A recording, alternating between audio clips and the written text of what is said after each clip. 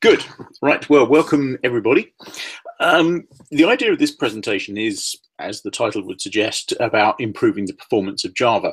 I must admit I have struggled a little bit with trying to find a better title for this, but it's about a project that we are doing partly at Azure and partly in open source, with the idea of improving one of the areas of Java which suffers a little bit compared to C and C++.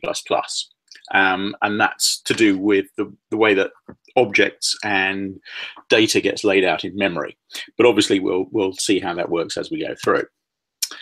So the focus of this project is all about matching the speed benefits that you get in C-based languages like C, C++, C#, even to some extent, primarily from the way that objects and data gets laid out in memory. And I'm going to say this several times, it's about speed for regular Java objects on the heap. So this is quite important because there are certain things where we're not looking at, which is we're not looking at how can we improve the footprint of an application in this particular case. So we're not looking to try and reduce the amount of memory that it uses. We're not trying to avoid using the heap. So we're not looking at how to use different areas of memory, going through some of the more exotic ways of doing things with some misc unsafe and stuff like that. And we're not looking at making everything immutable. So if you want to have data which is being changed, then this will work exactly as you expect it to do. So very much it is about speed for regular Java objects on the heap. So it's completely what you're already doing. And what we really want to do with this project is to make it transparent from the point of view of the coding. Now, if we look at, there's sort of three projects which fit into this space at the moment. And people often ask the question of, well, how does this object layout project, which is what we're calling it, fit in with some of the other things which people are talking about, primarily value types and packed objects? And the thing is, if you look at value types, these are very different because these are immutable. And as I mentioned, the idea of object layout is to deal with being able to support immutable objects, but also mutable objects. So value types is very much about only having immutable objects. It's about dealing with things like return values, so that you can return a tuple from a method rather than a single value. It is about storing things on the heap, but it's also about storing things on the stack. And if you look at the way that value types, as they're being proposed at the moment, because clearly we're quite a long way away from seeing the final deliverable, you will find that it requires new code. So there would actually be changes that you would need to make to your code in order to use value types. Now, if we look at packed objects and the foreign function interface and Java native access, then what this is much more about is off the heap. So again, I talked about object layout being speed, regular Java objects on the heap. Packed objects, foreign function interface, and so on is about off heap. It's about how do you interact with native code, native memory, data that's being provided by something that's outside of the JVM. So it's sharing data between the JVM space and native code or code that's being delivered from somewhere else. And packed objects and FFI is very much about precise layout control. And a good example of that is you may be using data which is coming from a network. So you have TCP packets and you want to access those TCP packets. Now, the layout of a TCP packet is very well defined, and so you can't modify that. You don't want to mess around with it. So that's what you're dealing with packed objects. Similarly, in terms of using packed objects, should they become part of the Java specification, should they become part of the Java standard, then you will also be looking at new code. You would have to write code which is different to what you have today in order to use packed objects. Object layout is about speed for regular Java objects on the heap.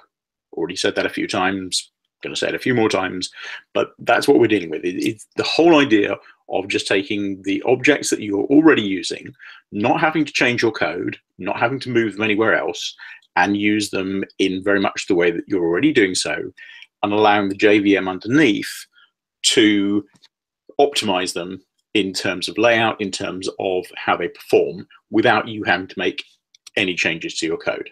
So all the objects that you have are usable by existing code, and you won't have to make any changes. So I've done this as a Venn diagram because there is some sort of overlap between these different projects in terms of where they fit in. And you've got this kind of tiny area in the middle, which is where all three of them overlap.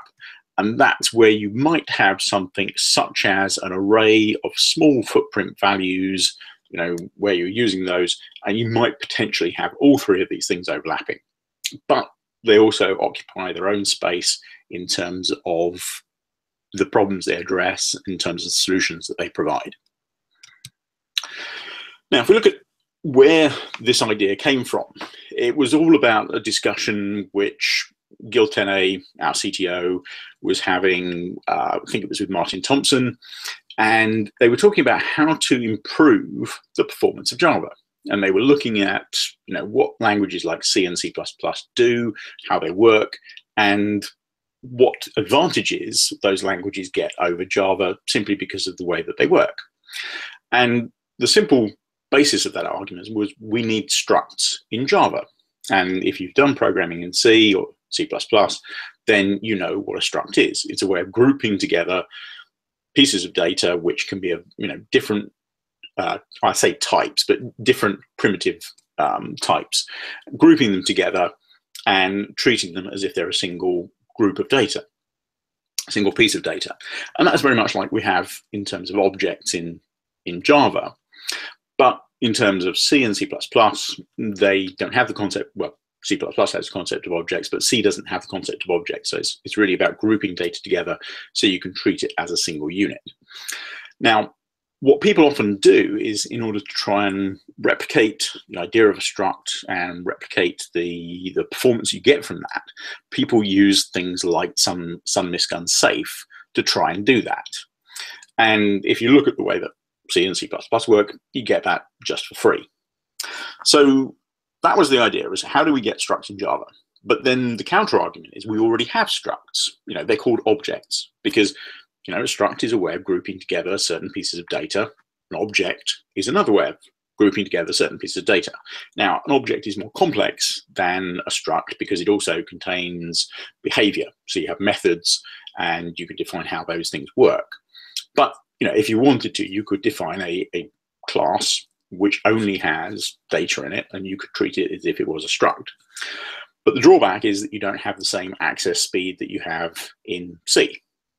So what this project is about is how to take the way that structs work and move that into Java in a way that's transparent to the code that you're writing. So what we need to do is we need to look at where does this speed come from. So I'm saying that structs are faster than objects, but why is that? And there's really two factors which make structs faster in terms of memory access than objects. First is dead reckoning, and the second is when you stream over arrays of structs. Let's look at that in a bit more detail. Now, if we create a data grouping in C, and from now on I'm just going to talk about C, but think of it as I'm saying C or C++, but for now we'll say C. So we create a struct. In this case, we're going to create a struct which represents a square. Square has three values associated with it in this case. It has an X and a Y coordinate for, let's say, the top left-hand corner, and it has a size, which is the size of one of the sides of the square. Great. We can create a struct square. We have three ints. We put them all together, and then we can instantiate or create one of these structs, which will get pushed onto the stack. We just say struct square S, and off it goes. If we look at the diagram, we see how that data is represented in memory. So being on the stack, what you'll get is you'll get int X, int Y, int size, all on the stack as contiguous integers. And the way that the struct is represented is taking those three things and representing it as if it was one group of data. Now, if we take an array of those, we use malloc to allocate the space for that. So what we'll do here is we'll say, right, we want an array of 5 squares, and we'll do that by mallocing the size of the struct square, multiply it by 5, and get a pointer to the area in memory which is being allocated by the operating system. And again, if we look at the diagram here, we've got the same kind of layout that we saw before, where you've got your 3 integers grouped together in blocks, and then you've got the 5 contiguous in memory. Now, if we want to find a particular piece of data in that array of structs, and we want one particular piece of data from a given structure, we can do that very simply. So in this case, what I'm actually looking for is the y value associated with the 4th element in our array. Because we're computer scientists rather than humans, we start counting from 0 rather than 1. So we're actually going to index it as the array element 3, which is actually the 4th element in the array. How do we calculate the address of that piece of data? Well, we know the address that the array starts at, because that's the array, that's the address that was returned by our malloc. So we start off from that point. We know the size of the structure, so we can move the pointer that we're going to use to reference our data by 3 times the size of the structure. So we want to get to the 4th one, so we need to move past 3 to get to the 4th. So we simply add 3 times the size of the structure square, and then to get to the y value within that, we know that y comes after x, so all we have to do is add the size of the int to move past the x value to get at the y value. And the key thing here is that this can be done completely by simple mathematics. All we're doing is taking an address, adding known quantities to that, and dead reckoning to a specific place in there. So we're doing it very simply by a small calculation. The second thing is when we want to iterate over an array. So we want to take our sequence of structs representing our squares, and we want to look at each one in turn, searching for some information or sorting or doing something with them. So in order to do that, we can take the address of our array, and we know where that is, and to get to the next one, we simply increment by the size of the struct. To get to the next one, we increment by 2 times the size of the struct, and then the next one is 3 times, the next one is 4 times. So what we're seeing here is, again, a very simple calculation of how to get to the next element in our array. That is part of the advantage, but the other advantage is that if we start doing that on a regular basis, the hardware underneath is now very clever. So modern hardware will look at that and it will say, you're doing regular reads based on an increment which is the size of a struct square, and it will do prefetching. So it will say, right, we think that what you're going to do next is look at the value which is in the next square. So we'll already prefetch that, load the cache lines up, have the data available for you. So when you go to the next element in the array, it's already in the cache and you get better access to it. So this gives you an advantage in terms of speed, above and beyond simply being able to calculate the address of where you're going using a simple mathematical formula. Let's look at the other side of that. How do things work in Java? So this time we're going to create a class. We're going to call it square, and we're going to have the same 3 values, x, y, and size. They're all ints. So the definition of our square actually looks very similar to the definition of our struct.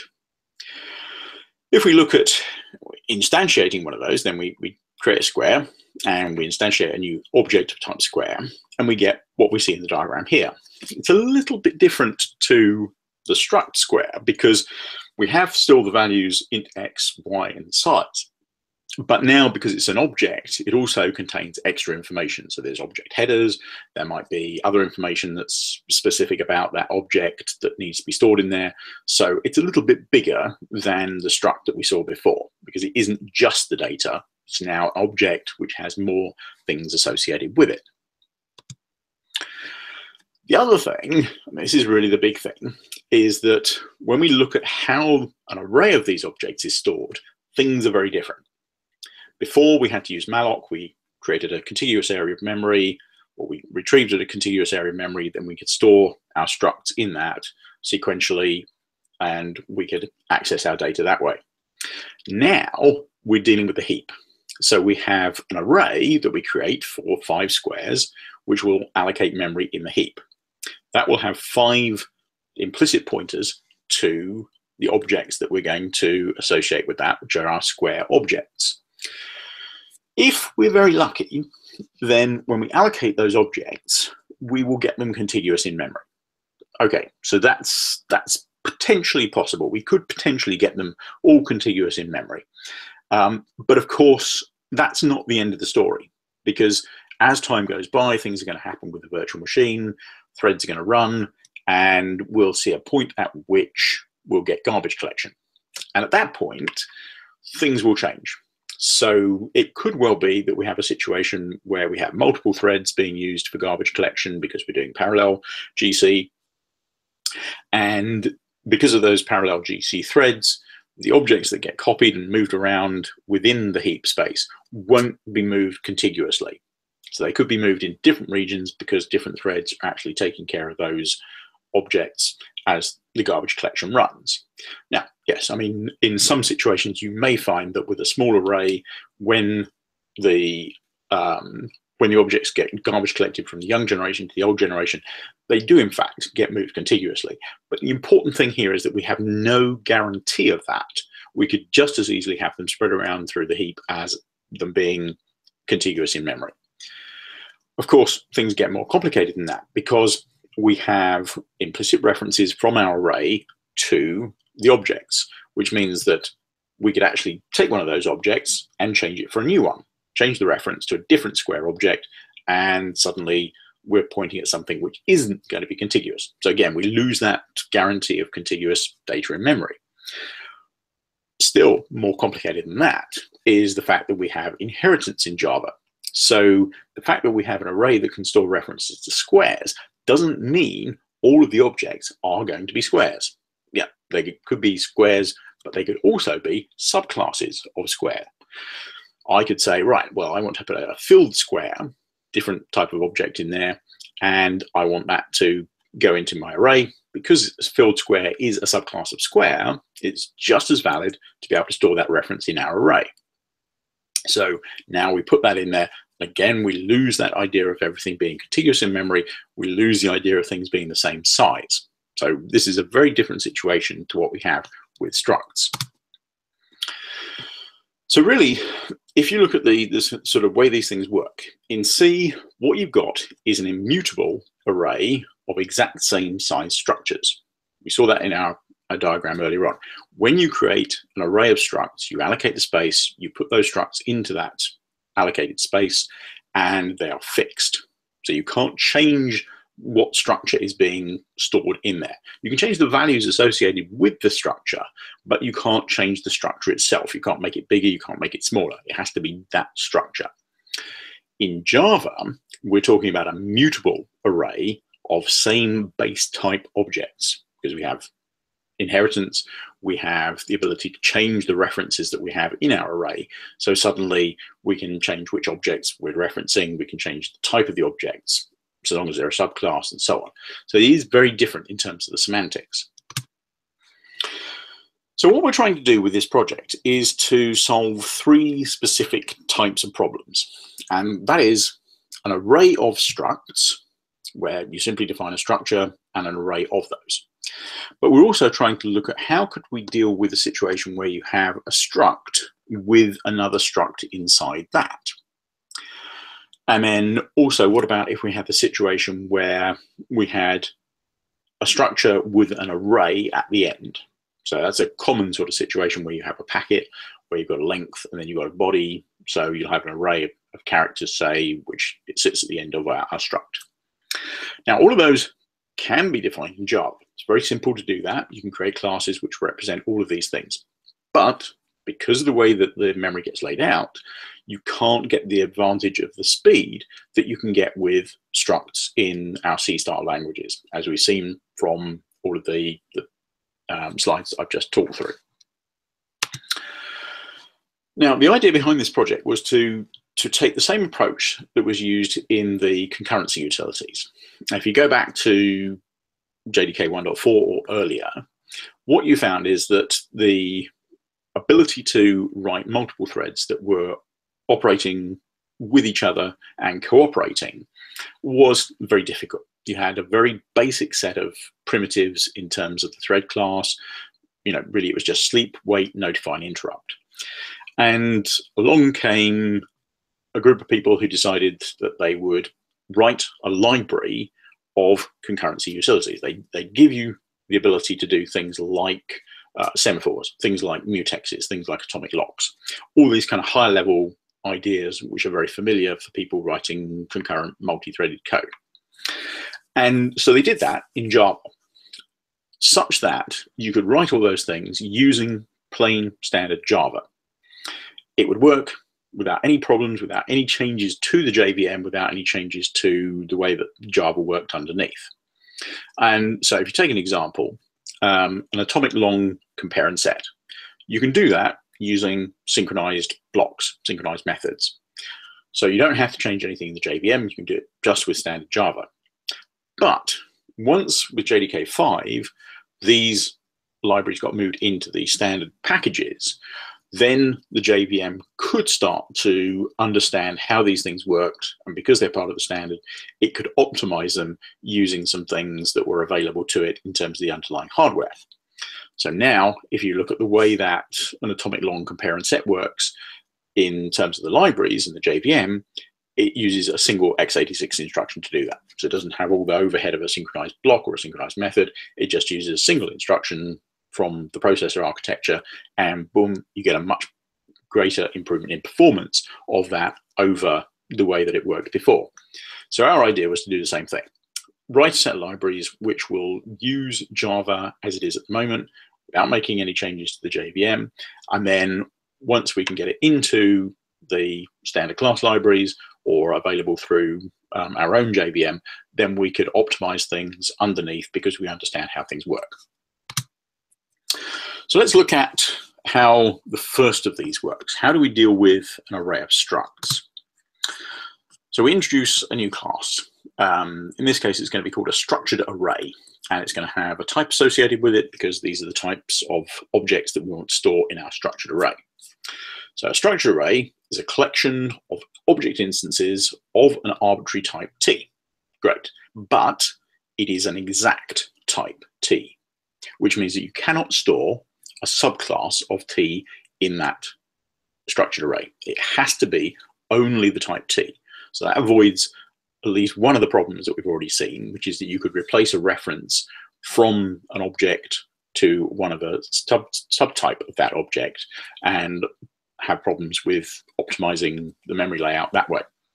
So that makes it similar in terms of the way that the C structure works, because now we have an exact type, we don't have subtypes involved. It is like an array. So if we want to get a specific element within that, we can do it through an index. Okay, that makes perfect sense because it's an index, we need it through an array. Great. The other thing is the collection itself is immutable, so you cannot replace elements. Now, I did say at the beginning that we weren't dealing purely with immutable objects here.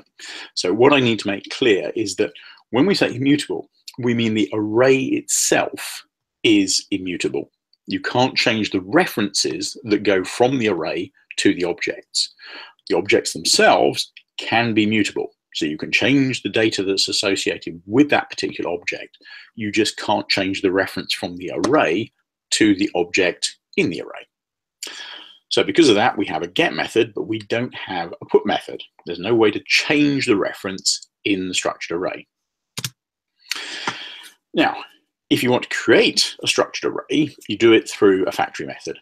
So you use a structured array class, you call new instance on that, you pass in the type of the object or the class that you want to store in that structured array, and you pass in the size. At this time, all of the elements that are going to be placed into this structured array will be constructed at instantiation time. So there's no lazy evaluation, there's no lazy filling of this array.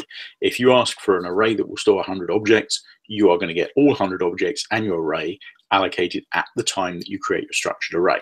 That's very important because that, again, fills in one of those problems that we had before in terms of making sure that all the objects can potentially be contiguous in memory. Now, obviously, if we create objects at instantiation time of the array, we may want to have a situation, or quite likely want to have a situation, where we need to call the constructor with some arguments.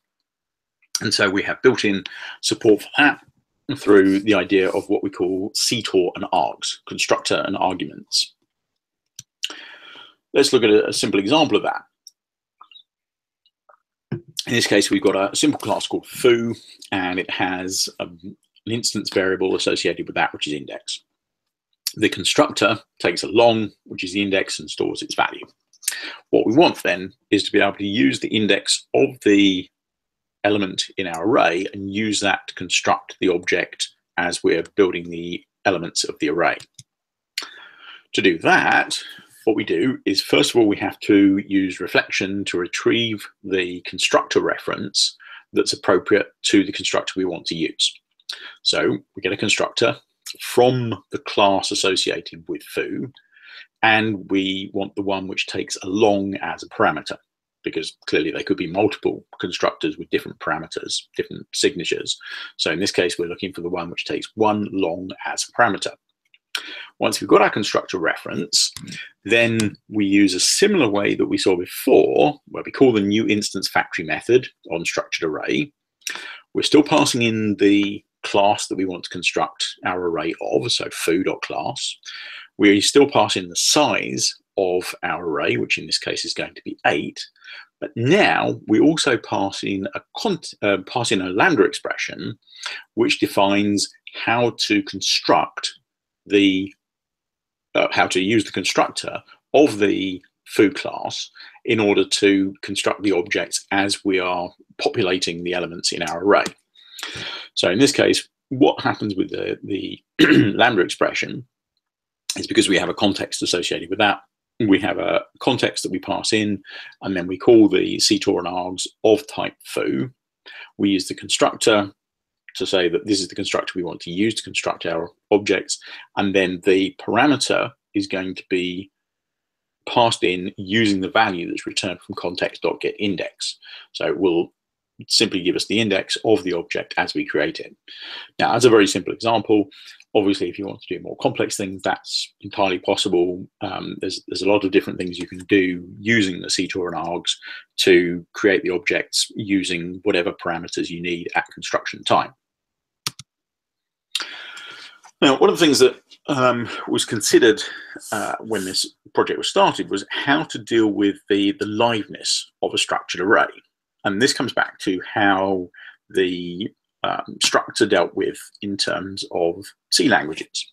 So the initial approach was to say, well, if you have a reference to an element in the structured array, then you keep the whole structured array alive, because that's the way it works with an array of structs in C. You allocate the memory, and you can't free that memory up until you've got rid of all the references you have to the structures in that array. That makes sense. That works. But in Java, you see, we already have real liveness associated with objects. The JVM has very clever ways of tracking references and keeping details of the references to objects that you have in your application. And it can do that through traversing the graph and figuring out all the different objects that you have access to. So we already track those things, which means that we don't actually have to keep the structured array alive if we've only got a reference to one of the objects or a few objects in that structured array. So the idea is that a structured array is just like any other type of Java collection. So if you think of like an array list, you can have reference to it, and the array list has references to objects that you store in the array list. If you stop referencing the array list itself can be garbage collected, but the objects that it references will be treated separately. And so if you still have references to some of those objects will still be live data. They won't be garbage collected. But the array list itself can be garbage collected. Same thing with a structured array. If you stop referencing the structured array itself can be garbage collected, but the objects that the structured array references, the ones that were created at instantiation time, may still be live data, and so they may still be kept on the heap and accessible by your application code. So again, this is just about really dealing with things as if they're plain old Java objects. Speed for regular Java objects on the heap. Features of the structured array. Well, indexes are longs. We figure that this is the 21st century after all, so you could well want to have an array which exceeds the limits of an int. So we'll do indexing by longs. Nested arrays are supported, so you can have multi-dimensional arrays, you can compose them. We'll kind of come back to talk about that right at the end. A structured array is subclassable. We see a number of situations where you would want to actually subclass structured array and use it in that way to do whatever you need to do in your code. Structured array is not constructible, so you must create your structured array using a factory method. So the observant amongst you will sort of think to yourself, well, hang on, there's a contradiction in there.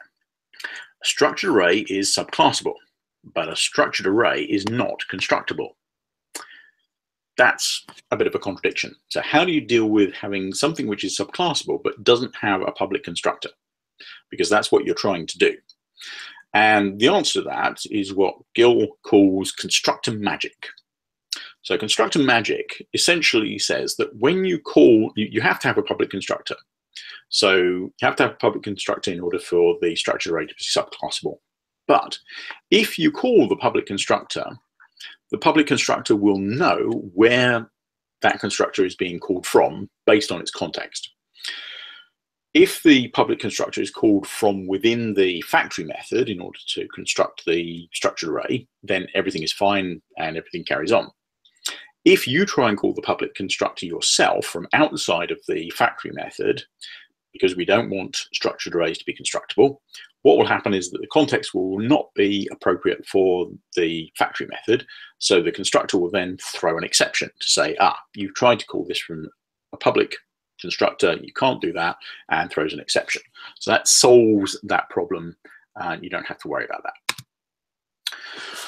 Once we've done that, how do we take advantage of it? So, okay, we've said we can create these things, we can create structured arrays. They're just like a collection of other objects in the way that we have array list and sets and hash maps and all those sorts of things. How does that buy us any performance improvement? Well, what we've done is introduce in our JVM a new heap concept, which is the idea of contained and container objects. Contained and container objects are just regular Java objects, so there's nothing special that you need to do. It's the way that the JVM tracks the use within there. What happens is that if you have an object which is part of a structured array, it is defined by the JVM as being a contained object. The structured array is the container object. The contained object then has a way of the JVM being able to find what is the immediately containing object. So there's in effect a link back from the object within the structured array to the structured array itself. If the garbage collector then comes along and says, we're going to move one of the objects in the structured array, rather than just moving that object independently, it will see that it's a contained object. It will go back to it will follow the link back to the container object, see that there's all these objects which are together, and treat it as if it were one big object. So all of those objects will get moved by the garbage collector as a single thing. That way, we can make sure that it stays contiguous in memory, and we can take advantage of the ability to dead reckon, and also the ability to stride and take advantage of prefetching and things like that. So we've done work on that in terms of the Zing C4 collector and the OpenJDK project. So there's things on the GitHub project and discussions there. So like I say, from the point of view of the benefits, streaming comes directly from the layout. So we have the objects contiguous in memory. So as you start reading those objects, it doesn't look any different from the underlying hardware's point of view to the way that things work in an array of structs. You're simply indexing or accessing a regular stride of memory underneath. So the hardware underneath will start doing the prefetching for you automatically. Dead reckoning requires a little bit more support in terms of the compiler, because we know that objects are not quite the same as structs. So there isn't quite the same simple relationship in terms of saying, well, it's the size of a struct plus the size of whatever pieces of data. So you need to do a little bit more work in terms of the way that the compiler works, but it is entirely possible to do that if you have the objects contiguous in memory. Looking at the other two ideas that we want to approach is, as I said, the idea of a struct within a struct and an array at the end of a struct. So if we look at having an encapsulated struct in C, so struct within a struct, let's look at an idea of a line. Here we've got two structs in there, endpoint1 and endpoint2. And again, looking at the diagram here, we can see that our struct line has two structs within it, endpoint1 and endpoint2, and those both have x and y coordinates associated with them. The data itself is just 4 integers, which will be pushed onto the stack. They're all contiguous. Things are a bit different when it comes to Java, because Java doesn't have the idea of explicit memory pointers. It's all about implicit pointers to objects. We can create a class called line, and we can create a point called endpoint1 and a point endpoint2, and we can instantiate new objects. But those are going to be somewhere off in the heap, most definitely or most unlikely to be contiguous with the line object that we have. So we don't get this ability to do dead reckoning. We don't get the ability, if we make an array of these, to get performance improvements, simply because of the fact that we have these pointers in direction to the points. So how can we solve this problem? Struct instruct with intrinsic objects. So here, what we do is a little bit of, requires a slight modification in terms of a little bit more code to make this work. We create our class line, and now what we're going to do is we're going to create our endpoint1, but this time we're going to use an intrinsic object. So we'll use the factory method based on intrinsic object, and we'll do construct within.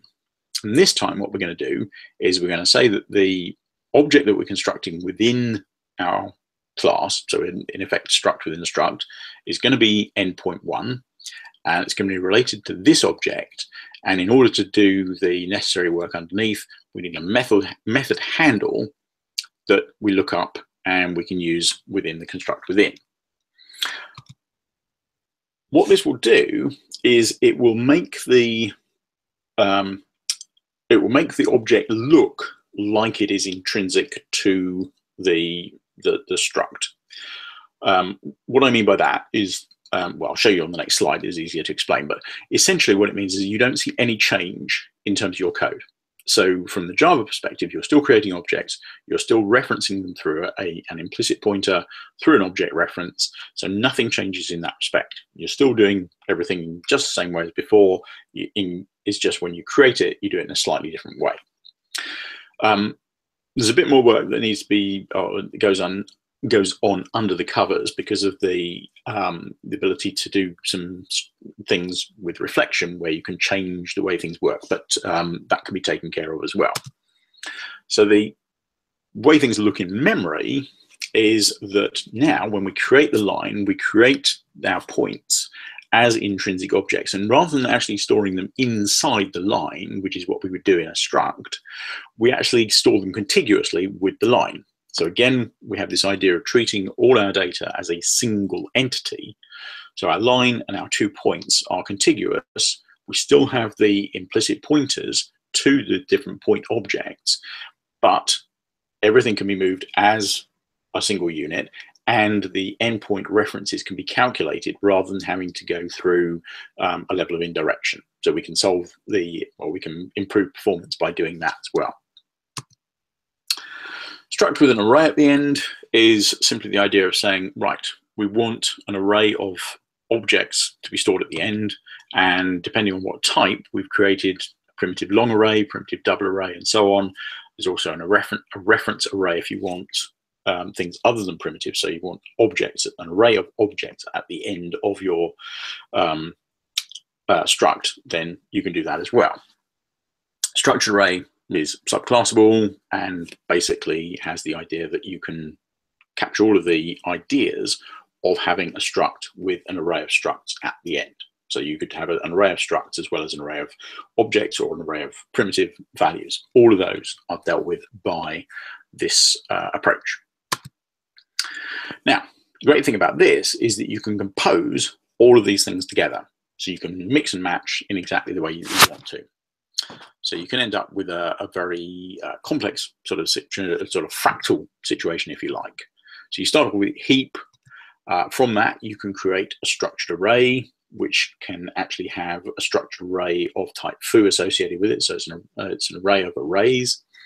Your structured array of foo will obviously contain objects of type foo. And then object foo could be a more complex construction and composed object. So you can have two things which are intrinsic, bar and baz. So those would be objects that we would treat as a single unit in terms of foo.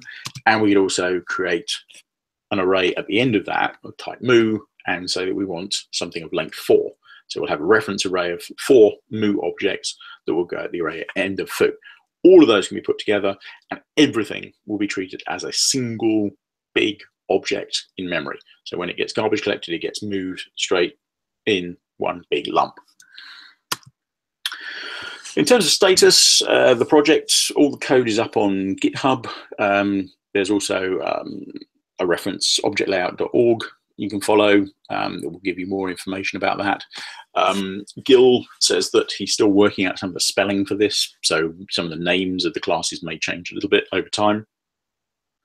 We've done an intrinsified implementation, meaning that we've made the changes in terms of the garbage collector and the way that the JVM handles things underneath in both OpenJDK implementations and Zing, our commercial JVM. In terms of performance improvements, we actually have seen some good numbers coming through from some of the early work. So things like hash map get, we're seeing about a 6% improvement in performance. Now you might think, well, that doesn't sound like a huge improvement in performance, but if you're doing a lot of hash map gets, 6% is going to make a significant difference to the overall performance of your application. Moving forward, we obviously want to get the OpenJDK project. We want working code. We'll have to raise a jet for this, potentially get it into JCP through the JSR for Java SE 10. So definitely too late for Java SE 9. So it may get into Java SE 10. Just to summarize, there are, as I said, a new group of classes in the object layout package. Idea is then to move them into the Java standard Java namespace at some point in the future. All of this will work on Java SE 7, 8, and 9. Won't work on 6 because we need method handles, so that's the only limitation that we have. No changes are required in terms of syntax, other than, well, no syntax changes required, no new bytecodes. You have to write a little bit of code in order to create the objects, especially if you're using constructor and args, that type of thing. And you can optimize the JDK and JVM based on the things that we've already discussed so that you can get improvements in performance. And with that, since I've got about 10 minutes left, I'm going to throw it over to Q&A. I don't know, let me see if I can come out of here. Right, there we go. So, since I was presenting, I didn't see whether there were any questions. So that's cool. We got you covered on that one, no problem. So I'm just going to check. So if you could actually unshare your screen. Yeah, yes, that's a good point. Yes, hang on, where are we?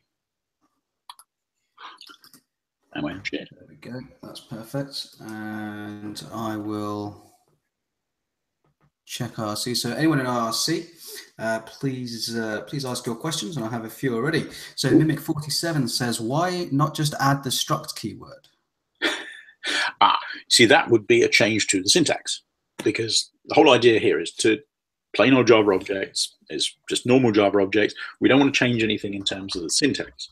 We just want to be able to use Java objects in exactly the same way that we do at the moment, but have the JVM recognize certain situations where you're doing things by using a structured array and say, oh, okay, let's treat that as a single piece of memory so that you can do the striding, you can do the dead reckoning to get to things, but not changing the syntax. So yes, you could introduce struct as a new keyword, but the idea of this project is not to do that. Okay. MPA Stevens says, are there plans to have an API that does purely stack allocated structs objects that only have a lifetime for the current and child stack frames? Not in this project, because remember, it's for Java objects, speed for Java, plain old Java objects on the heap.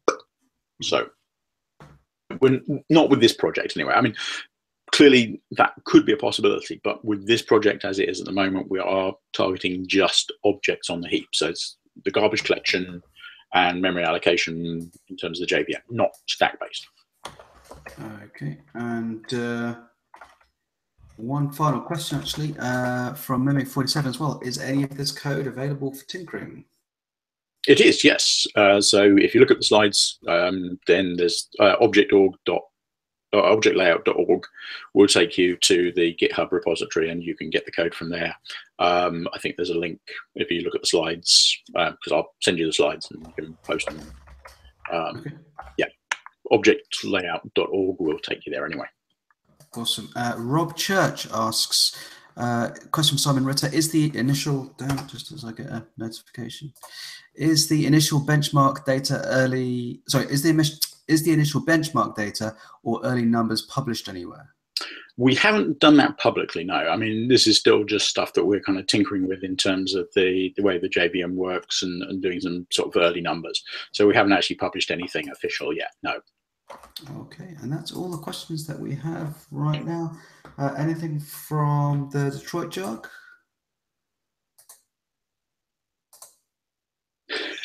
There's Matt.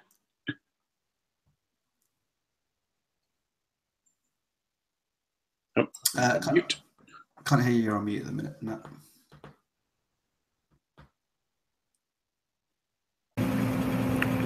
Is that better? That's very loud. That's good. Excellent. So this is I'm gonna pile on the why not have a keyword struct. Do you have any experience of actually committing things that go into the Java namespaces or anything to know what kind of a process that is? Leading question there from Yes. Well, yes, we do. And in fact, one of the things that in JDK 9, we are the first company outside of Oracle to successfully get a JEP through the process. So that's a JDK enhancement proposal. It is for one method in the thread class, which is onSpinWait. Or I think it's called onSpinWait. I can't remember what the final name of it is, but it's something like onSpinWait, with the idea that is able to take advantage of hardware underneath, then it can optimize when you're spinning the processor waiting for another thread, because there's occasionally some things you can do in terms of improving the the power usage and doing some other things to improve efficiency that way. So yes, we have some experience of getting a JEP through, and that was very useful because if we want to get something bigger like this through, then we have some of the background for that. Obviously, also Azul is represented on the JCP. We're on the executive committee, and we're also on JSR 379, which is the Java SE9 umbrella JSR. So we work with these people a lot. Is that the right answer? Yeah, I already knew the answer, but just sort of as a leading example of you don't arbitrarily make changes to the Java language, the Java runtime spec, or the Java API without some serious heavy lifting. So adding the keyword struct is some serious heavy lifting. Yes. So back to the premise of this is idiomatic Java, runnable on today's JVMs, optimizable in next-gen JVMs, but still very much in reach. Goes back to the original assumptions. Okay, great. Back to Simon, I guess. The other Simon. Awesome. And there he is. Looking at IRC now, and I think that's all the questions. That's good because I think timing's quite good. That is pretty good. Yeah, actually, there is. Okay, there is one kind of question. Rob Church, if not as a language keyword, could we conceivably see a future with, say, the struct annotation, which has all the advantages of the end goal of this approach, i.e. all the intrinsic behavior and GC handling, but without the boilerplate?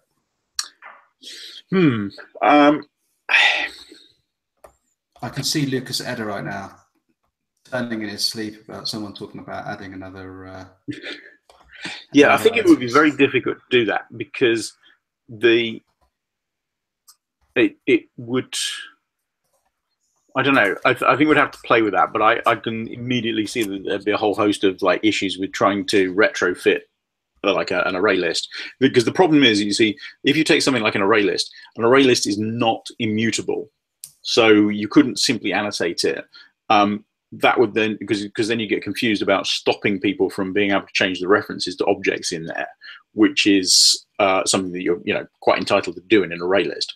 But just adding an annotation wouldn't prevent you from it would have to prevent you from changing the object references in the array list, and you wouldn't. The whole host of problems there, which with the time I've got, I don't think we can really discuss in detail. But I would see a lot of issues with trying to do it through an annotation. Okay. So I think that's pretty much all the time we have. So I will say a big thank you to Simon Ritter. I know it's late in the UK because I'm here too. And you've got a long way to go.